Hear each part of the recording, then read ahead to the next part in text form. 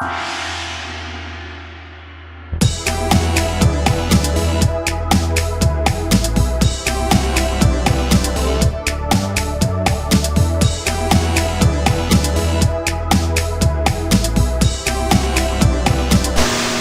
time for another NES episode, and we start with an arcade conversion of what's probably the most classic boxing game of all time, Punch-Out!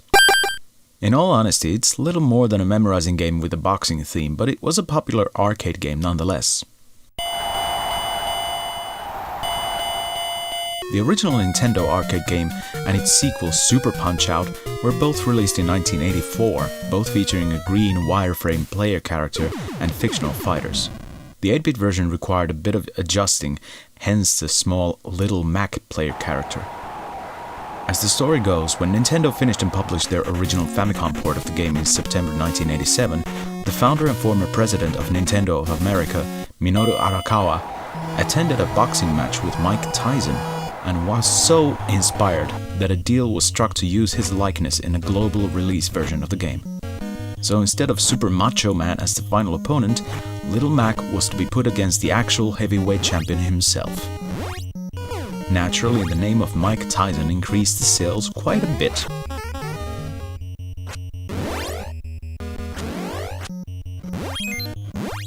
Personally, I was never that big a fan of Punch-Out due to the way it plays.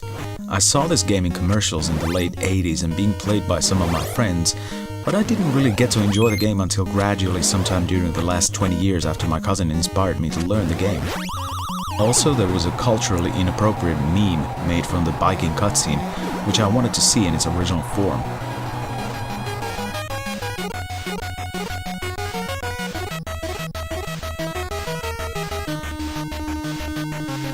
Punch-Out in its various forms may have a solid place in the history of arcade and home video gaming, but I'm still not entirely sure it actually deserves it.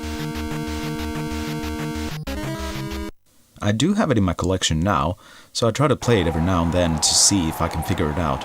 So far, I'm doubtful.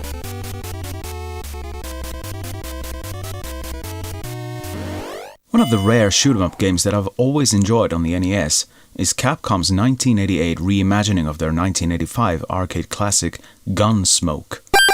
It's an automatically vertically scrolling shooter set in the Wild West, where you play as a bounty hunter going after various Wild West-type villains. Nothing particularly special about that in itself, but the cool gimmick here is that you can shoot in 3 different directions with your fire buttons. In the arcade game you have 3 different shooting buttons for left, center and right, but the NES controller makes do with 2. Push both A and B and you're shooting straight ahead. Of course, you get the usual set of power-ups and weapon upgrades, but for me, the best thing about Gun.Smoke is the level design, which makes the old West town layout feel very organic in this type of a game. You get the odd horse running through the street, some hidden bandits peeking through windows, and some civilians you're not supposed to shoot. The graphics are neat, if a bit too colorful for the setting, but you can't really expect an NES game to have a dozen shades of brown and grey like the C64 has.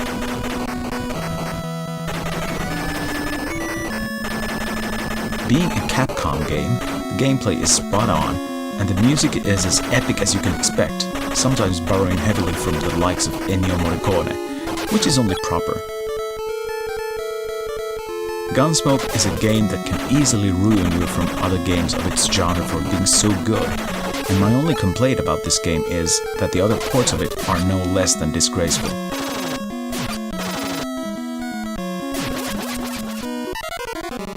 Among the first games that I ever saw and played on an NES in my childhood was undeniably one of the worst TV licensed games ever made.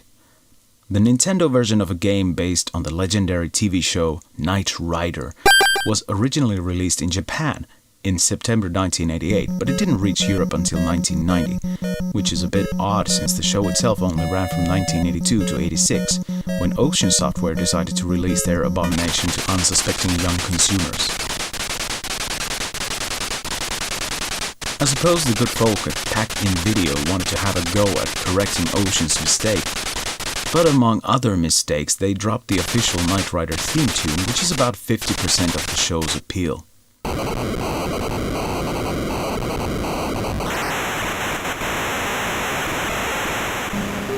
The Nintendo version of Knight Rider puts you strictly in control of the famous Pontiac Trans Am, also known as KITT, and you can drive, jump and shoot your way through impossible bits of road.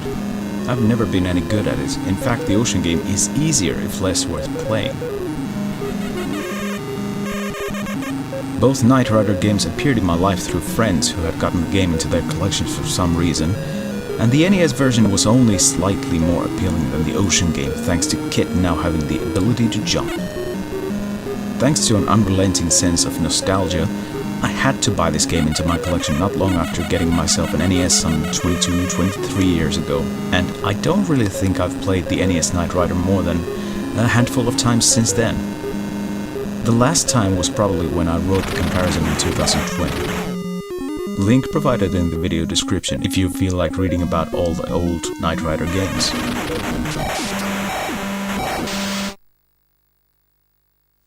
The original Nintendo Famicom was launched in Japan in July 1983, and 9 games were released for it before the end of the year.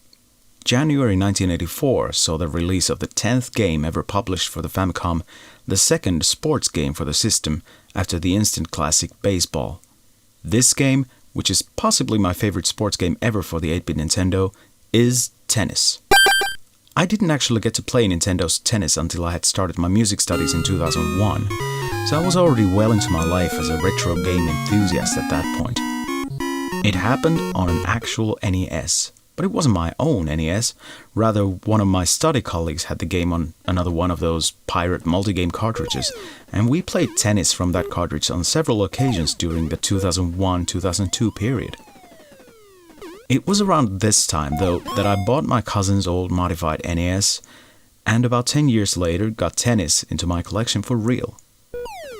As my gaming colleague SJ mentioned while we recorded this footage, the title theme tune is actually the same one used by several other early Famicom sports games by Nintendo, such as baseball and volleyball. While the basic gameplay doesn't differ too much from other tennis games of the early 80s, what separates Nintendo's tennis from the others is the options for single and two-player modes for singles and doubles matches with either competitive or cooperative gameplay. Of course, the cooperative doubles mode was the one that got played the most in those studying days, although there were some solid one-on-one matches every now and then as well. The 2 fire buttons in the NES controller have been given the purpose of hitting a regular low swing at the ball with the A button and a higher arc hit with the B button. As with most other early 8-bit Nintendo classics, it's simple but addicting fun with a certain edge over other tennis games, and it gets my highest recommendations. For the origins of this next game, we need to rewind all the way back to 1983 and change the platform to the ZX Spectrum.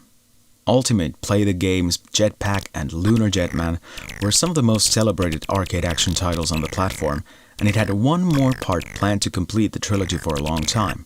Of course, the plans were completely thrown out once Ultimate dissolved and the Stamper brothers switched to Nintendo and started a new game developing company called Rare.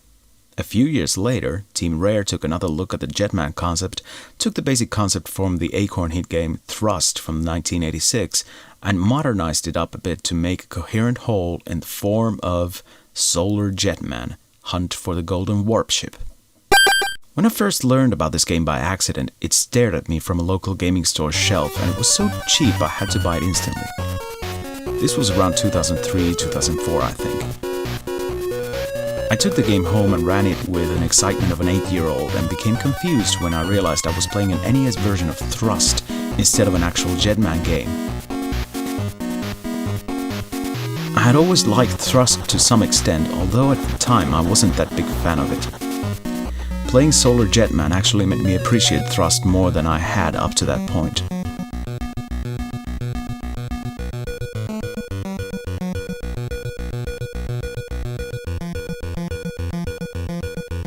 In case you haven't heard of Thrust, it shares major elements of Solar Jetman in being a multi-directionally scrolling space shooter in which you need to pick up items with your pod from deep within space caverns and haul them to a mothership or a wormhole. Controlling the pod is a bit tricky since it is subject to inertia and, depending on the planet, drag physics as well.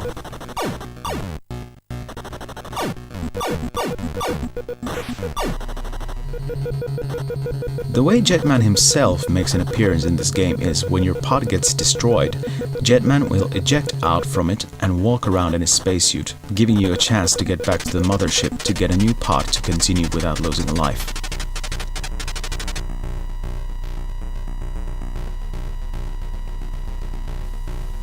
Solar Jetman has 12 different planets to complete, and your score can be used as currency to purchase upgrades for your pod. Despite being an admittedly difficult game to play, it is a rewarding one, and one of the better Thrust clones I have had the pleasure to play. True, it feels a bit awkward to play on an NES pad, but since the NES version is the only one that Rare got finished and released, you'll have to make do. An unreleased C64 version is available at the Games That Weren't website, but unfortunately it's just not nearly as playable as this one.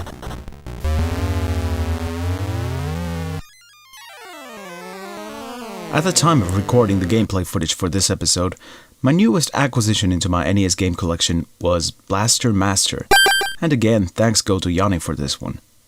Originally released in 1988 and 1991 in Europe, Blaster Master has become one of the highest praised NES games from Sunsoft, along with Batman and Journey to Silius. It combines more traditional platforming with the growingly popular genre known as run and gun. You start the game by controlling an armored tank-like vehicle that can jump around and shoot into different directions by aiming the cannon. You can exit the vehicle by pressing select and walk around and climb ladders while still being able to shoot, albeit with a less destructive gun than in your tank.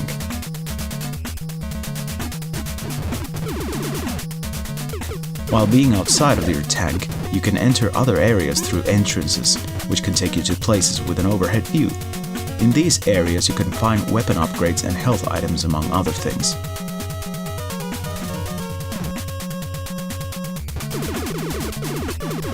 I haven't actually bothered to find out what the game is all about, but that's because any plotline is secondary to the excellent gameplay and the fantastic soundtrack that Blaster Master had to offer. It's really one of those games that NES fans always seem to rave on about, for good reasons too, but I've always been a bit annoyed by the fact that for such a complex and long game, there is no save feature or password system. Still, a classic well worth checking out.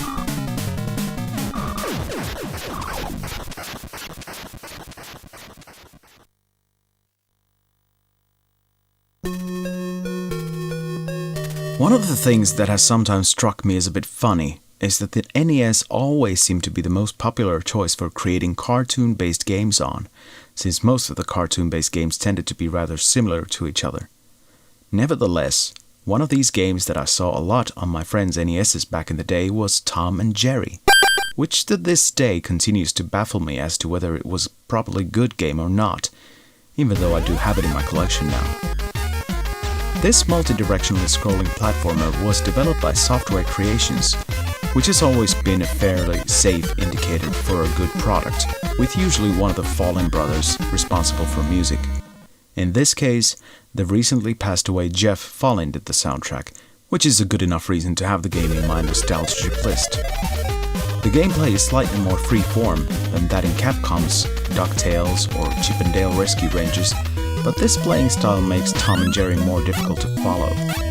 As far as I can tell, your only job is to find the exit to each level, but you can kill enemies and collect pieces of cheese while at it, all of which are good indicators on where you have or haven't been.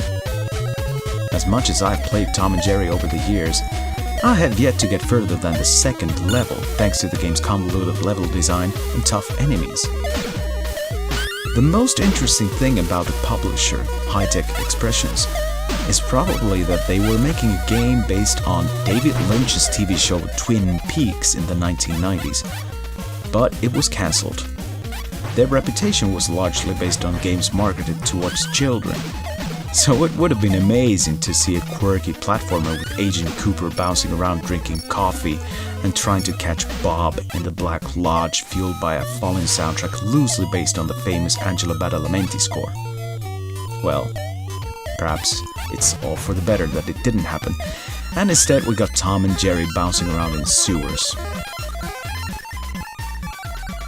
Here's another one of those games that I read about from those games yearbooks long before I managed to even try it out. Originally released by Jaleco in 1987 in Japan, RoboWarrior, there perhaps more appropriately titled Bomber King, wasn't released in Europe until 1989, and I didn't read about it until 1990, so that's already over 3 years late, and probably some 10 years more until I managed to play the game for the first time. As it turned out, RoboWarrior is a hardcore adventure version of Bomberman with plenty of different sorts of elements not present in Bomberman games, such as flying enemies that can travel past otherwise solid objects, and the fact that you can actually shoot at things. You also have a finite amount of bombs to use, which is why you need to kill everything in sight, if only just to get more bombs from their drops. The only real problem with RoboWarrior, or Bomber King, is that you only have a single life to play, so if you accidentally get hit by your own bomb, as you easily might, it's an instant game over. Not my idea of a good time, which basically ruins a perfectly good Bomberman variant. If you have masochistic tendencies and a particular expertise in Bomberman and its variants, this game might easily be your thing. I do like RoboWarrior enough to try it every now and then, but so far, I've yet to pass even the first area. A cautious recommendation then. I have been meaning to feature one American-only game in one of these episodes for a couple of times already, but this game here, MTV Remote Control, actually requires an American NES and an NTSC-compatible recorder and/or television to make it possible for me to record on emulated footage. So for this occasion, just to get this over with, I decided to use emulation instead because MTV Remote Control definitely counts as one of my nostalgic trip games on the NES. Because it's an American-only release, I didn't find out about this game until emulation came along, but it was probably around 1997-98 when I first stumbled upon this game, and being the quiz fanatic that I am, particularly when the questions are related to pop culture, I instantly took a liking to this game. And I hadn't even heard of the TV show upon which this game is based on, since I didn't get to see MTV until sometime before the turn of the millennium, unless you count Beavis and Butthead as such. The idea is, you compete against two other contestants in the titular virtual TV quiz show, and try to beat the others in successfully answering all sorts of culture trivia questions in 3 rounds. When I started looking into the game's information on Moby Games for this episode, I found it a bit funny that the game is so lowly rated, while I found it reasonably entertaining for a few playthroughs, with its silly animations, the awkward host, some great music, and admittedly often impossible questions, because we just didn't get all that American culture here in Finland. Still, it's a relatively possible game to beat, provided you're at least of a certain age. Whether it has any real longevity is entirely up to your appreciation of nostalgia within nostalgia.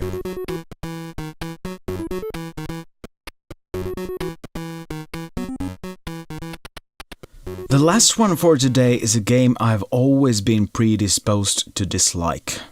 Not because I'm not a fan of Batman, but because I already loved Ocean's take on the movie, as well as their comic book style rendition of the Caped Crusader. When I finally saw Sunsoft's Batman on the NES sometime in the latter half of the 90s, I was not exactly impressed, because there was nothing in the game other than platforming and fighting, when for me, Batman had always been more about the gadgets and sleuthing. When I finally took the hurdle of actually playing Sunsoft's Batman myself, I had to concede that it is a very good game at what it is. A dark, shadowy action platformer with Batman merely replacing any other bulk main character. Reportedly, Sunsoft's Batman is still loosely based on the 1989 movie, in that the locations largely match the movie's plot progression, but there are more smaller enemy characters from DC Comics in this game that made no appearance in the movie. More annoyingly, Batman has 3 different weapons, but instead of a grappling hook, as was featured in the Ocean game based on the movie, you are able to perform wall jumps here. For serious platforming enthusiasts, Sunsoft's Batman video game offers an excellent challenge, and it is a well-built game, no mistake about that. For me though, it has too little of the movie itself than what I would have liked, and too little variation in gameplay to surpass Ocean's game. And it's a great game and I do recommend it, but I have to admit, my nostalgia for it is a bit fleeting at best, so why do I include it here? Well, because it's Batman, that's why.